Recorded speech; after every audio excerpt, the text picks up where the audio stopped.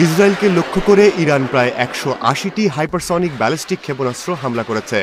এমন হামলাকে স্বাভাবিকভাবেই ধরে নেওয়া যেতে পারে ইরান চেয়েছিল ইসরায়েলের ব্যাপক ক্ষয়ক্ষতি। এসব ক্ষেপণাস্ত্র লক্ষ্যভ্রষ্ট করা ইসরায়েলের জন্য ছিল কষ্টসাধ্য। ইরানের হামলায় ব্যবহৃত ক্ষেপণাস্ত্রের আঘাতে ইসরায়েলের ভূমিতে বড় বড় গর্ত তৈরি এবং প্রাথমিকভাবে ইসরায়েলে কোনো প্রাণহানি না হওয়ার খবর কি ইঙ্গিত দিচ্ছে ইরানি হামলার ব্যর্থতা? ইরান কি ক্ষেপণাস্ত্র ব্যবহার করেছে ইসরায়েলে হামলায়, কিভাবেই বা ইসরায়েল তা প্রতিহত করার চেষ্টা করেছে?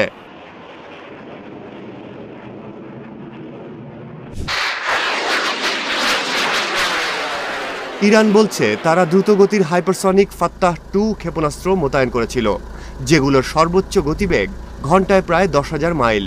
এর আগে এপ্রিলে হামলায় ব্যবহার করা ইরানের ইমাদ ও গদর ক্ষেপণাস্ত্র শব্দের গতির চেয়ে 6 গুণ গতিসম্পন্ন।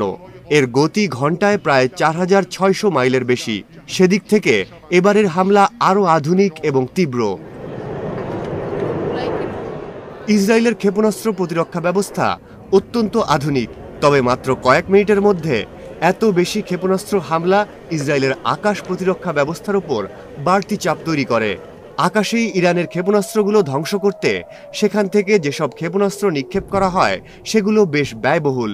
ব্যালিস্টিক ক্ষেপণাস্ত্র লক্ষ্যভ্রষ্ট করার জন্য সাধারণত দূরপাল্লার ইউএস ইসরায়েলি অ্যারো-3 ও অ্যারো-2 ব্যবস্থা ব্যবহার করা হয়।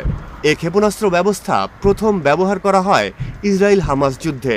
এর সঙ্গে মাঝারি পাল্লার ডেভিড স্লিং প্রতিরক্ষা ব্যবস্থাও সক্রিয় করা হয়। সবচেয়ে পরিচিত আয়রন ডোম প্রতিরক্ষা সক্রিয় করা হয় স্বল্প পাল্লার ক্ষেপণাস্ত্র ধ্বংস করার ক্ষেত্রে। প্রায়ই গাজা থেকে হামাস যেসব রকেট নিক্ষেপ করে সেগুলোই মূলত প্রতিহত করতে।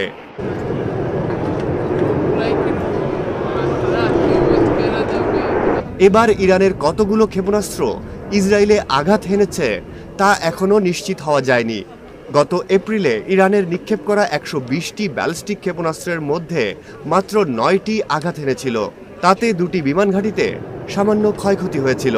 তবে মঙ্গলবার তারা তুলনামূলক ধীরগতির ড্রোন ব্যবহার করে।